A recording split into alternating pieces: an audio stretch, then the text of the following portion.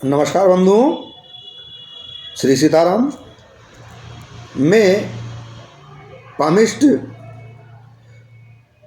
मनीष पाठक पुनः आपका अभिनंदन करता हूं, स्वागत करता हूं इस मंच पर। जैसा कि आपको विदित है, हम धर्म या आध्यात्म पर या ज्योतिष पर कोई विषय आपके लिए प्रस्तुत करते रहते हैं। हमने नया चैनल बनाया है जिसका नाम है palmist and astro Manish Sharma. आप उस चैनल को सब्सक्राइब करें, लाइक करें, फॉलो करें और शेयर करें।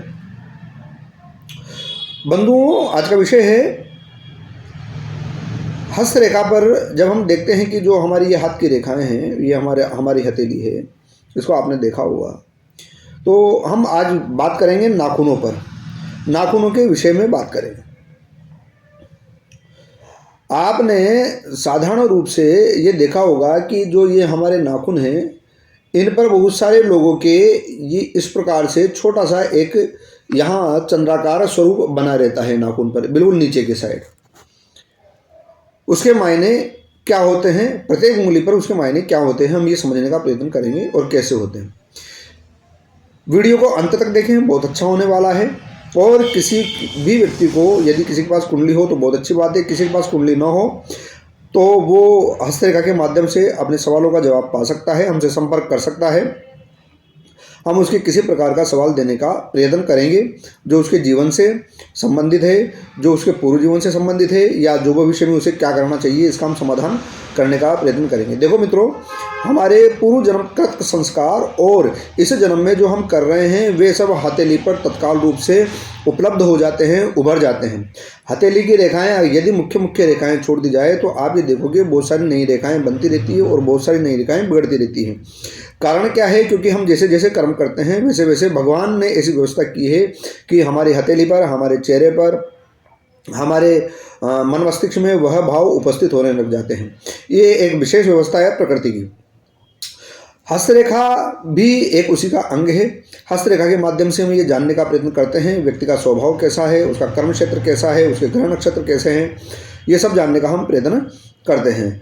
चलिए अब हम वीडियो को लंबा ना करते हुए इस विषय पर बात करते हैं। जो ये हमारे नाखूनों पर चंद्राकार या अर्धचंद्राकार जो निशान बनते हैं उसके क्या मायने हैं। एक बात ध्यान रखिए कि अगर ये जो चंद्र बनता है नाखूनों पर, यदि यह छोटा बने तो ही लाभकारी है, और यदि ये नाखूनों के आधे तक आ जाए या उनसे ज़्यादा बढ़ जाए तो ये लाभकारी नहीं होता, अपितु विपरीत फल देता है।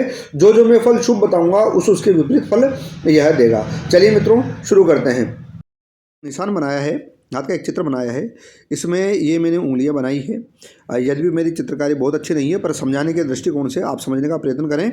और यह जैसे अंगूठे का ऊपर का भाग जहाँ पर नाखून होता है ना, और यह उंगलियों के ऊपर के भाग जहाँ पर नाखून होते हैं। तो हम सबसे पहले समझने की कोशिश करेंगे कि ये जो नाखून हैं इनकी जड़ों में, देखो बंधुओं एक बात ध्यान रखो, यह जो नाखून पर जो अर्धचंद्राकार निशान होता है, ये इसको ऐसे मानेंगे जड़ पर, ये इस प्रकार के निशान जो होते हैं, तो उनको हम समझने का प्रयत्न करेंगे। यह बात ध्यान रखें कि यदि यह चंद्राकार निशान बहुत बड़ा हो जाता है तो वह लाभदायक नहीं रहता है। तो इसको ये समझना चाहिए, छोटा चंद्राकार निशान हो तभी वह लाभदायक होता है।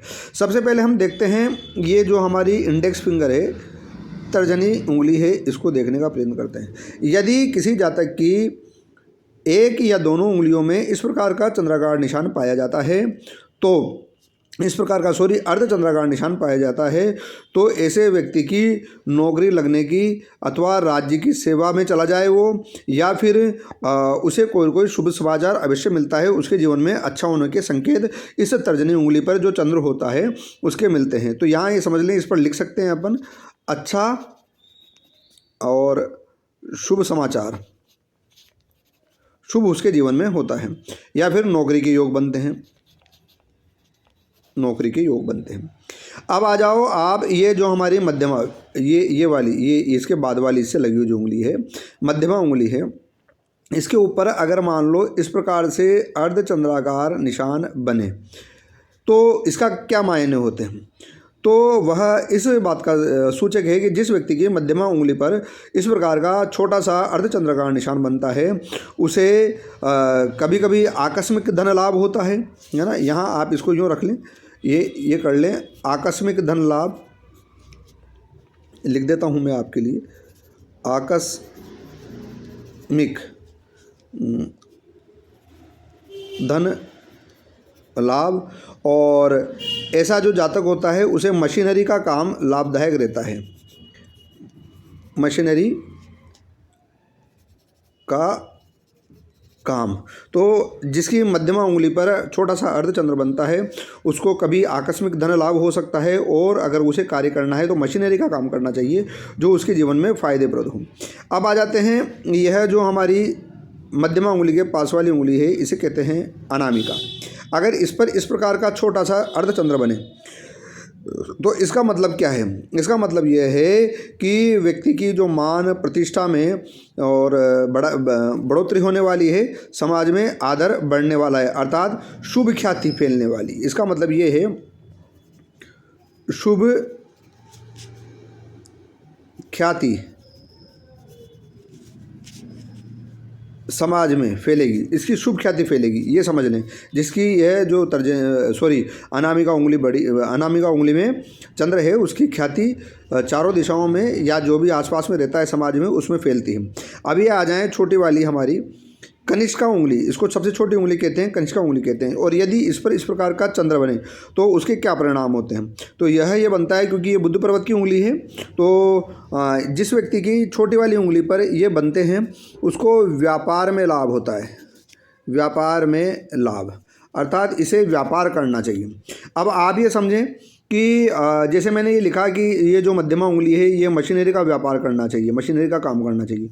और बुध उंगली पर भी अर्थात कनिष्का उंगली पर भी इस प्रकार का अर्धचंद्र है तो उसे मशीनरी के काम में, व्यापार में बहुत अच्छा लाभ मिल सकता है यदि ये दोनों योग बनते हैं।